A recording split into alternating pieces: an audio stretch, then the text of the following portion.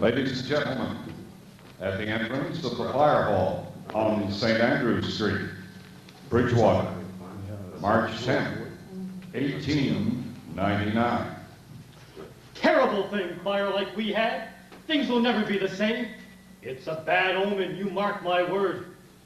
Families wiped out, livelihoods gone, terrible destruction.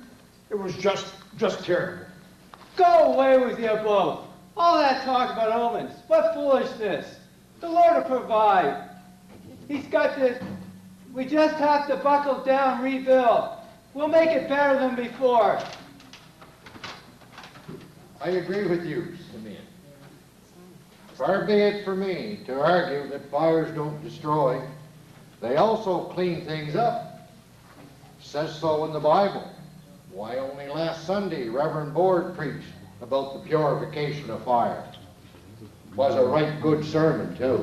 And I agreed with everything he said. Yes. Amen. 'Twasn't the Lord's doing. 'Twas the making of men like you and I. And some none too sober at that, I'm sure. It seems to me, I never did approve of the shenanigans on at that music hall anyway.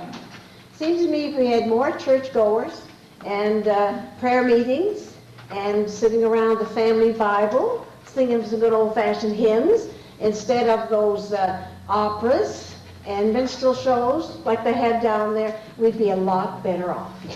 Now, Lottie, Oh, yes. you would have to get that dig in about spirits, Absolutely. being temperance and all. Absolutely. I had nothing to do with Lynn. The fire started down below, in Simon's store. Well, Mrs. Carter over there on Morgan's Road, she saw the flames coming out there about 3 o'clock in the morning. That's what so? she did, yeah. I was talking to her myself. Were you? Yep. Well, a fella's got to wonder if that young hellion Walters had something to do with it, sneaking around at dead of night, looking for something to steal, no doubt.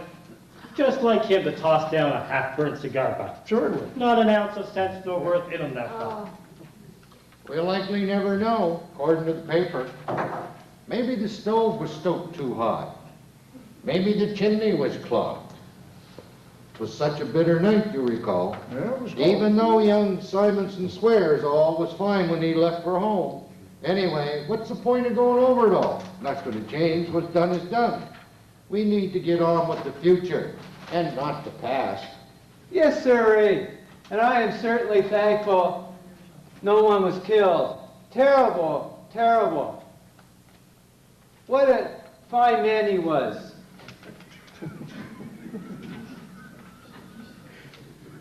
He surely was a fine man. Always had a good day for you whenever you went into his store. Did you right fine fellow he was. And they get run down by a team in the smolder and ashes the very next morning. yeah, terrible thing, a terrible thing. I just don't know. Sad. Yeah, I trust and I pray that the family will rebuild the business. Well, I expect he had insurance. What would Commercial Street be without a Barnaby's on it? No, that's true. Can't imagine that, neither. That's true. Can't imagine that. I'm sure as I stand here, there will always be a Barnaby store, but I must say, I'm right pleased we're finally incorporating. Yeah. Thought it should have been tended to long before now, that's my feeling. Yeah, that'd be good. Awful that it took a tragedy like this to bring us all to our senses. We need to be recognized as a town, full and proper, the services and all, and done up right. We can't be going along forever without a police force Nope. and power and such. All that goes into being a town. This here getting sealed, boys, that's going to make a difference. You said it. The world will view us different now. It always irked me the way the insurance companies used to call us the tinderbox place. And as for our neighbors, like Lunenburg, well, we don't want to be the little upriver cousin riding on their shirt tails forever. You said it. All those arguments over who gets a courthouse these years. Tiresome. Until we knew who was going to get there, they were very disappointed that we got it instead of them. Yes, yes, but give them the rightful due. Yep. They were quick enough with their engines and men to help fight the fire. Once Robert Wagner got there to sound the alert. That's true. For sure they were quick. And we do the same thing for them in dire straits, with things like that. But emergency's different, isn't it? Banding together in a terrible time makes you forget the town rivalry for a while. You know? But, well, I'll tell you, things, when they calm down, and in the light of the clear of the day, that's another kettle of fish. Well, everybody's waiting to be the big I am. That's for sure. You know, for too much pride and vanity. Really? Oh, it's foolish. It's sinful even. Lord have mercy on us. Mercy. Oh, there you go again. That religious talk. Spare me. 'Tisn't even Sunday. The last time I looked at the kitchen calendar, it was Monday. The dismal outlook along the street really makes me sad. You know, my grandfather, Elliot, would turn over his grave to see it. And sure as I'm talking to you, the merchant's trade along commercial was the pride of his life. And that's, now it's gone. Nothing but a memory and a charred room. Yes, it's that way for many of us. I was thinking myself, walking along here today, how strange it all looks, without any walls between Music Hall Hill and Liverpool Road. All gone. Desolate, that's what it is. Yes, it is. Well, don't know if I agree. I come along the other day on my way over to the station house. It was a fine winter's day, with the sun sparkling and the snow, and I thought to myself, what a wide space this is. A person couldn't see it all with all the buildings along the streets. What with the river meandering along through there, that hill on the far side, I could see where in a while, if we rebuilt carefully, it would be great. Fine new street could do wonders. Pretty as a picture, you know. I like a picture. Some folks are talking about putting trees along one side and leaving the riverside open. Even the possibility of putting some benches there for the summer. Tie horses up there, too. Yeah, that's true. Well, Henry, you're a fine one to be talking about a pretty picture. You should start in your own side yard. Why, that pile of wood's been, unchopped wood's been there since the fall. Yeah, it's messy. When do you ever plan to pile it up? Now, Lottie, my dear Lottie, perhaps I'll ponder your suggestion, Please do. but I also will do that with a nice fire in my own wood stove. Maybe I will pile it up. Then again, maybe I won't. Never know what a man might get around to, you know. But in the fullness of time, Well, look, there's Constable Starrett. He's beckoning to us. We better get a move on if we all want a good seat. Come on, we're gonna go.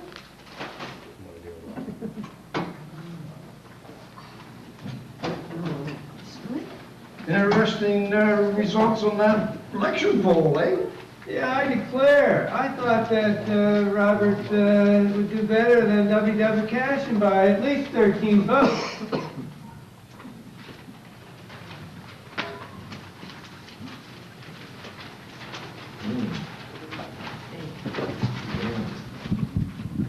Well, I don't know as it matters that much. What does matter, in my opinion, is that they got the best man, bar none, for mayor. Yes, indeed.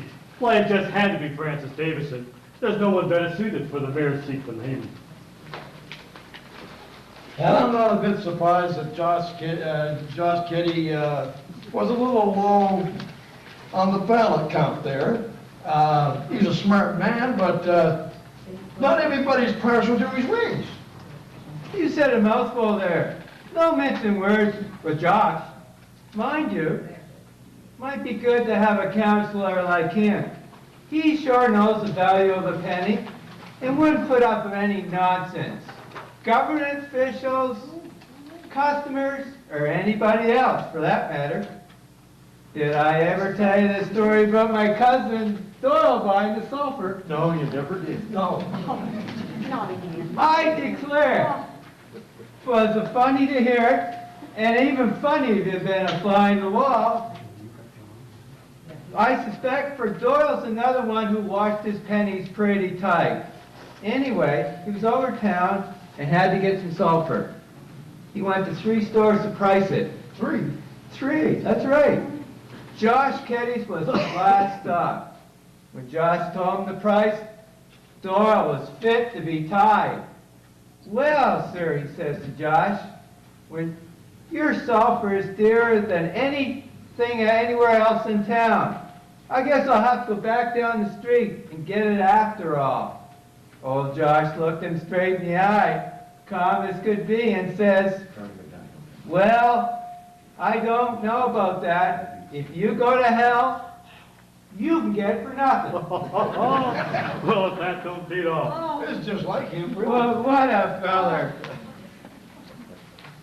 Shh, looks like Mr. Curl's trying to say something.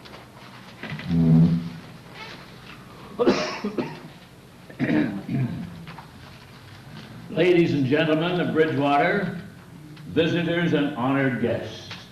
First, allow me to introduce myself. I am Mr. James E. Curl, Justice of the Peace for the County of Lunenburg, longtime resident of this fair town, and your humble servant. It is indeed an honor and special privilege to welcome you here this evening. The recently elected mayor and council are delighted to have you join them tonight to witness the beginning of their duties for the newly incorporated town of Bridgewater.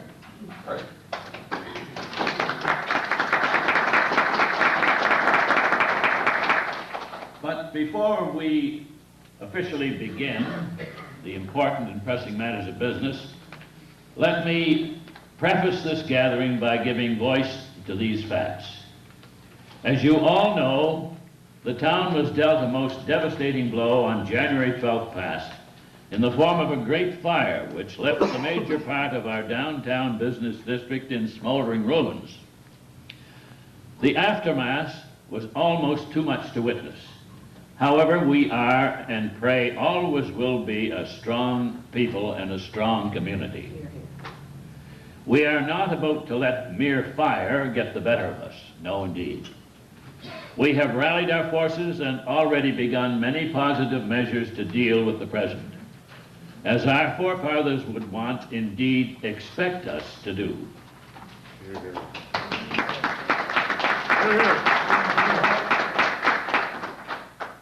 The boundaries for Bridgewater have been investigated in accordance with the procedure in the Towns Incorporation Act of 1895, and were duly registered by Joseph Creighton, Sheriff of the County of Lunenburg, on January the 19th, 1899.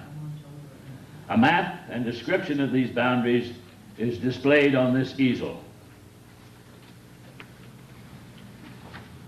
I'll give you a brief description of the boundaries. The river bounds beginning at Chase's Brook on the south end of town to Hell's Brook on the northwest side near Cook's Falls. The southeast boundary, the elevation of the road below Huckleberry Island, then along LaHave Street to George Cook's farm. The east boundary, 1 mile from the river, crossing from the northeast extremity, southerly through the Westaver farm to the southeast extremity, meeting a line passing across LaHave Street below Huckleberry Island. It then crosses the river through Chase's Brook to the southeast extremity. Then northerly along crossing the Liverpool Road east of Andy Head's farm. The westbound, 1 mile from the river, from Andy Head's farm to the Daring Road on the Pleasant River Road, meeting the north line at the termination of the Daring Road west of Dean Wiles' farm. Thence northeasterly, crossing the Upper Branch Road at George Ebb's farm, continuing along Lower Branch Road to Hell's Brook and over the river to the George Cook farm on LaHave Street. On February the 4th, the ratepayers residing within the above prescribed town limits were polled. Results of that poll were in the majority to proceed with incorporation. Subsequently, on February the 13th, 1899, a mere 1 month after the terrible fire, our town was duly incorporated.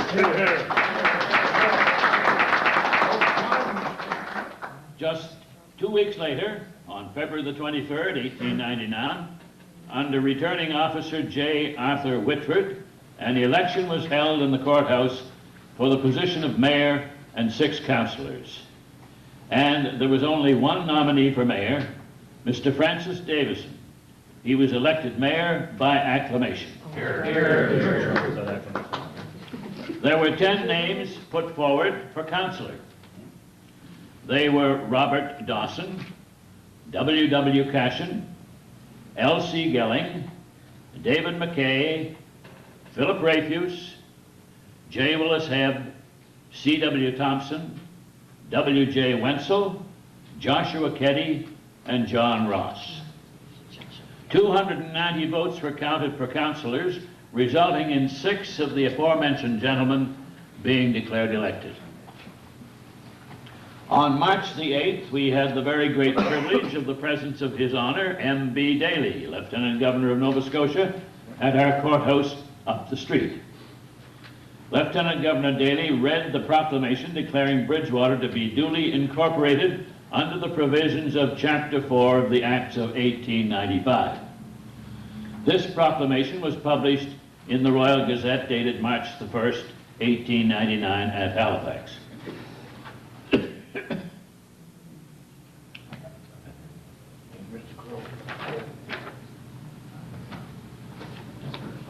With your kind permission, I shall read the proclamation. Province of Nova Scotia. Proclamation by His Honor M.B. Daly, Lieutenant Governor.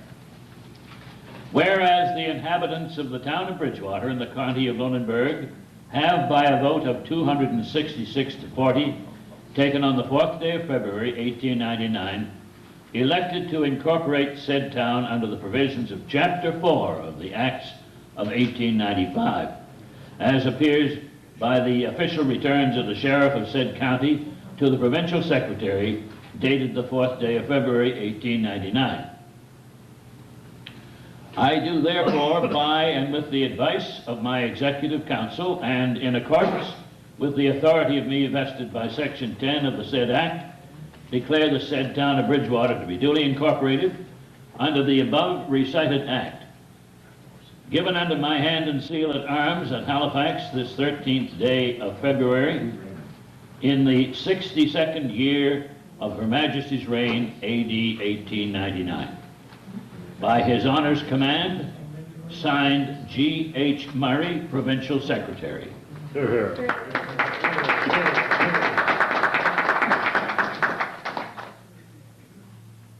During his visit here, the Lieutenant Governor also presided over the swearing-in of our new mayor and councillors. It is with great pleasure now that I present them to you. Your new mayor of Bridgewater, Mr. Francis Davison.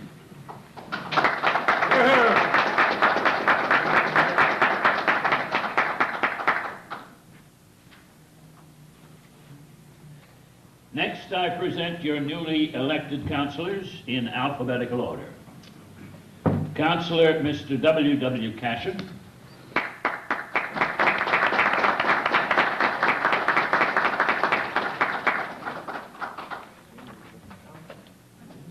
Councillor Robert Dawson.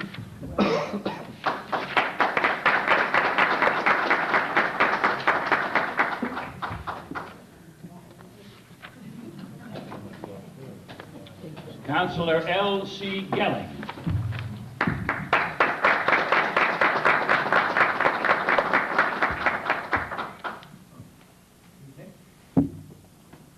Councillor J. Willis Hebb.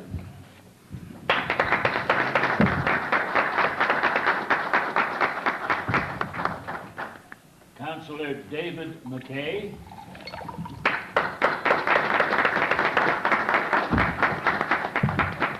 And last but by no means least, Councilor Philip Rayfield.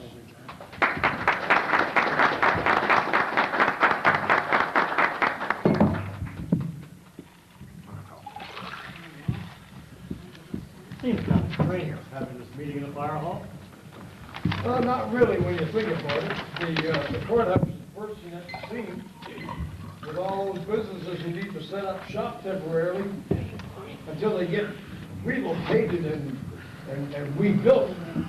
True enough. Come to think of it, the pumper that helped save the bridge and the buildings down by the Liverpool River is looking nice and clean.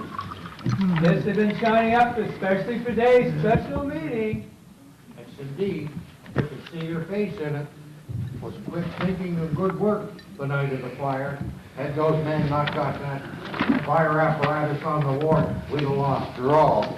Otherwise, we'd have really been in trouble, and the Lunenburg Brigade would not have been able to help out.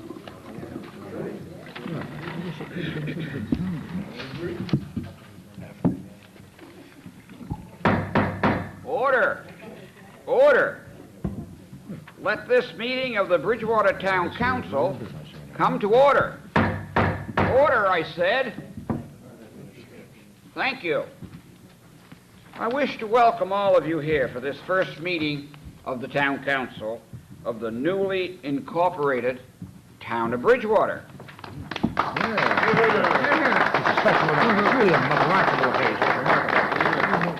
Yes, indeed. We all have something to be very proud of here. But we also have some serious work to do.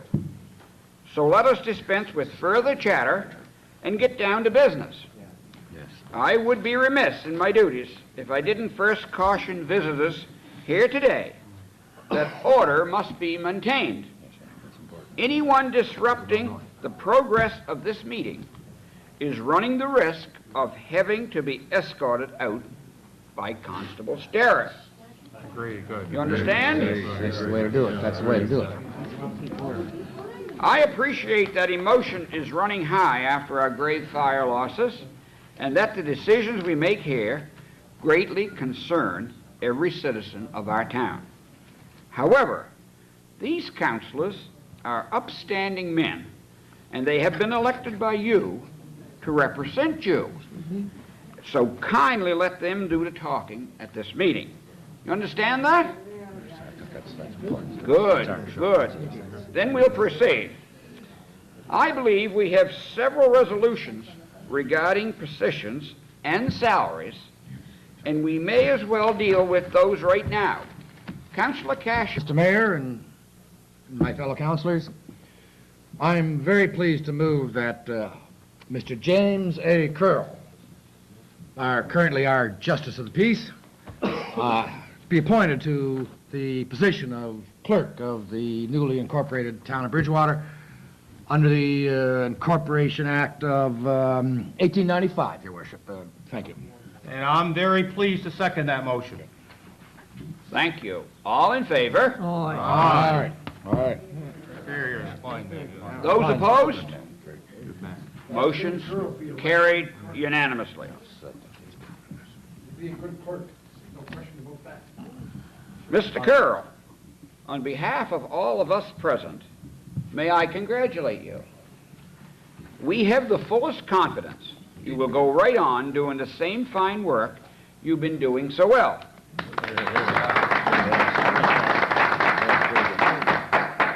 Of course, it helps when you're the only one with decent handwriting. That's why I nominated him. Now, Mr. Cashon, you have the floor again. Yes, Your Worship. I'd like to move that we make the salary of our new town clerk the sum of $350 per annum. I second that motion. I question, Your Honor, how are we going to be making those payments to Mr. Curl? Will they be quarterly or yearly? There's a motion on the floor, Councilor Hebb. Those details can be placed on the agenda under new business. All those in favor of the motion? Aye. Those opposed? Motion's carried unanimously.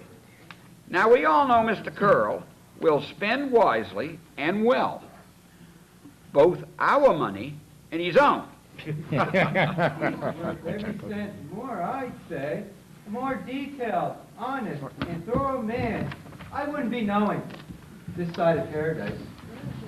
Next, I move that Henry Ross, barrister at law, be appointed to the office of recorder of the town of Bridgewater at a salary of $50 per annum.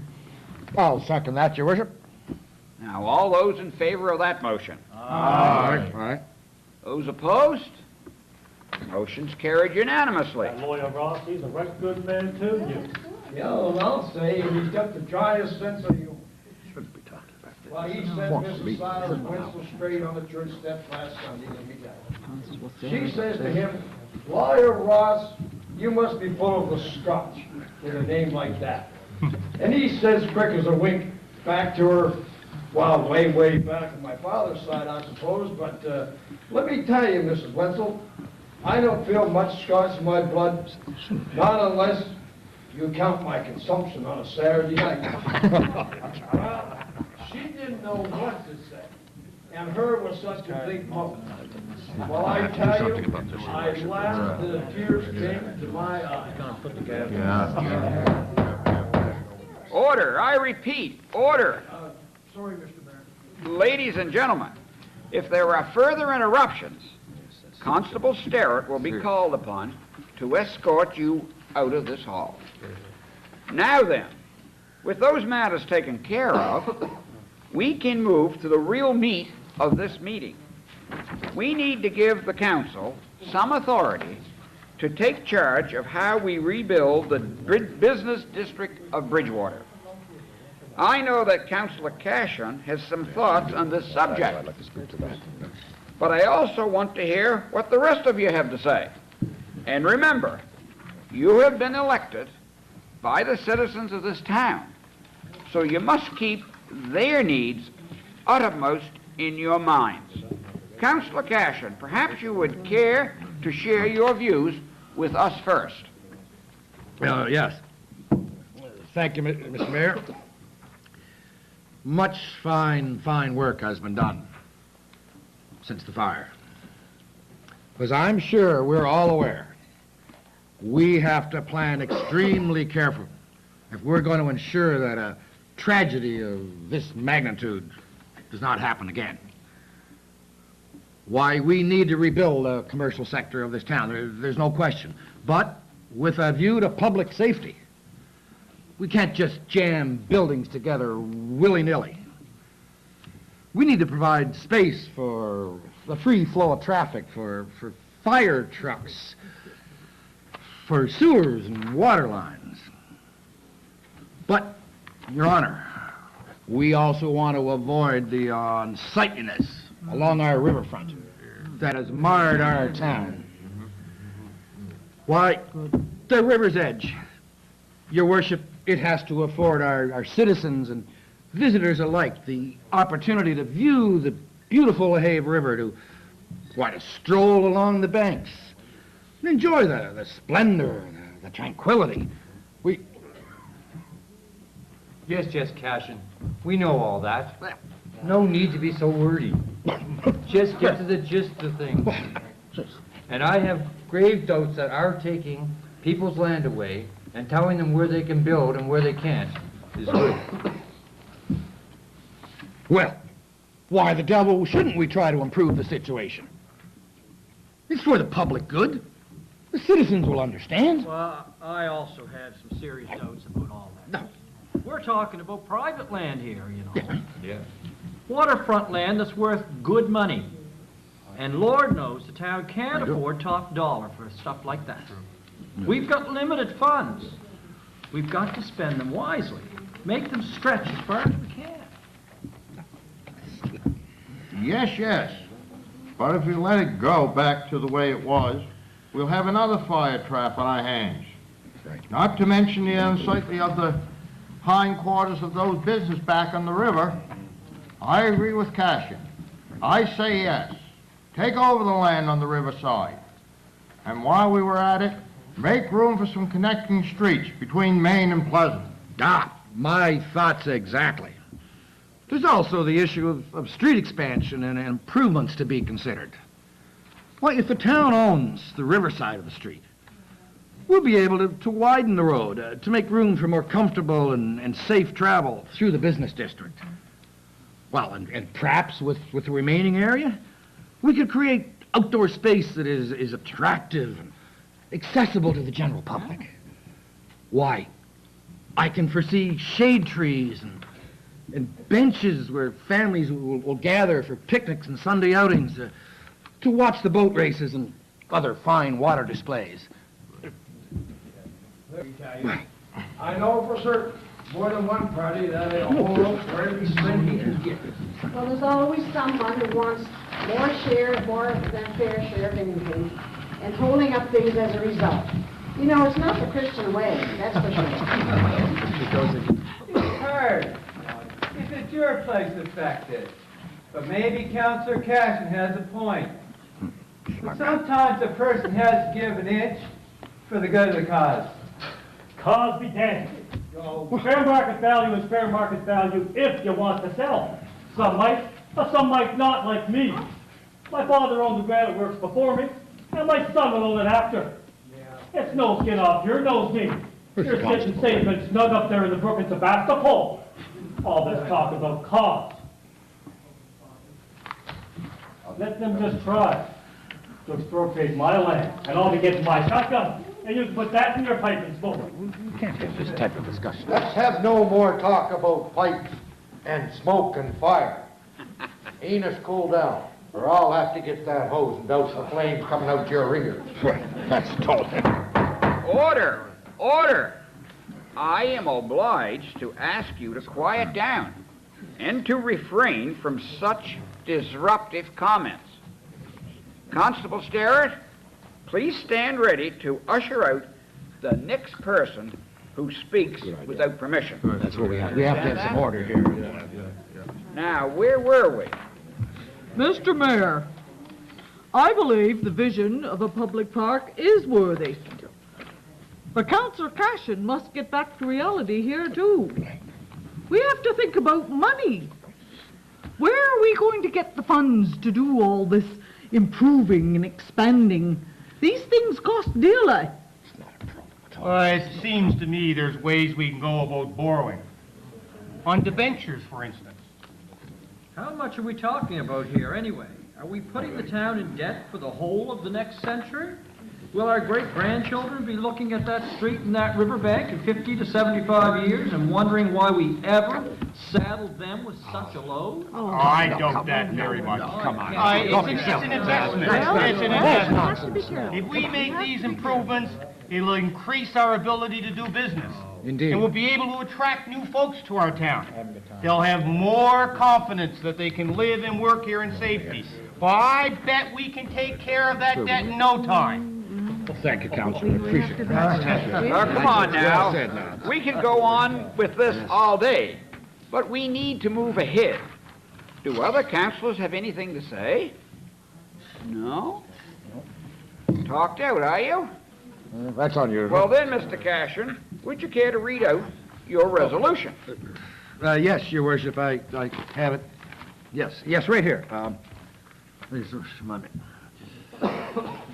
Be it resolved that application be made to the legislature now in session for such legislation as will enable the town council, Bridgewater that is, of course, to expropriate the whole or any part of the eastern and riverside of the main street.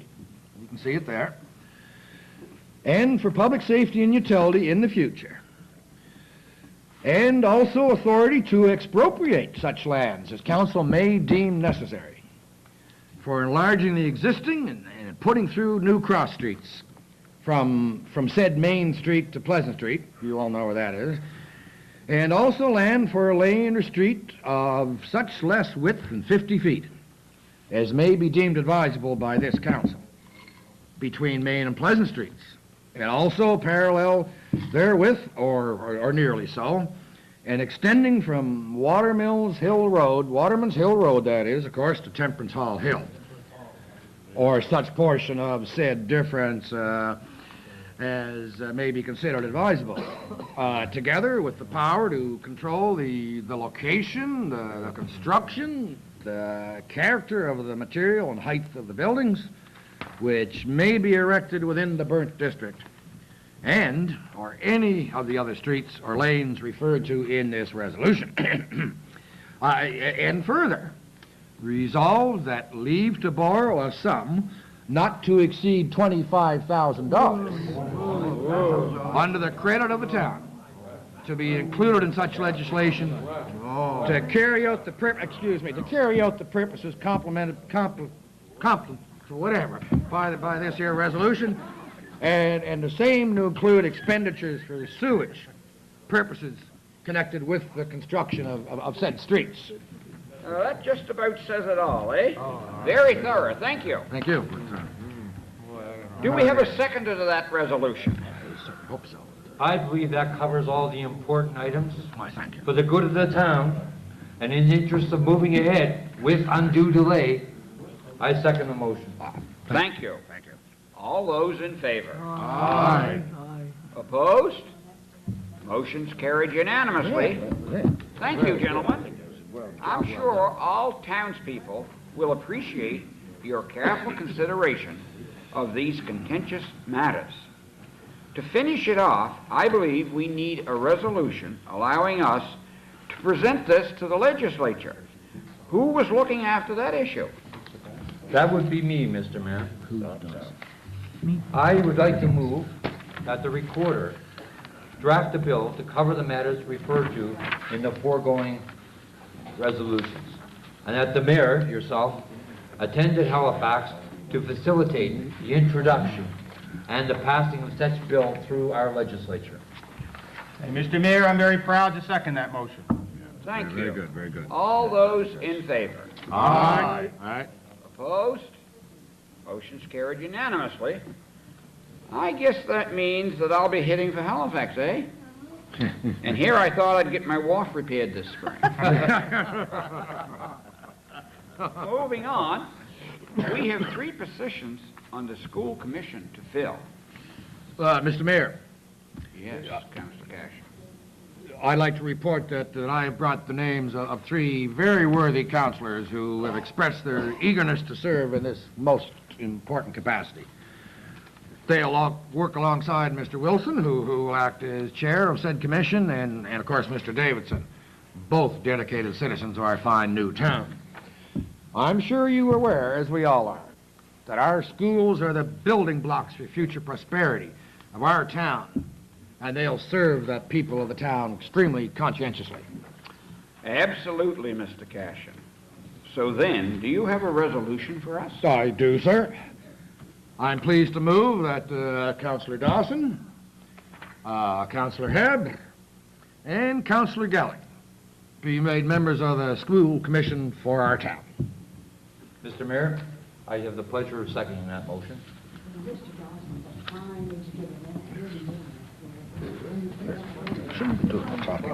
Okay, you've heard the motion now. All those in favor?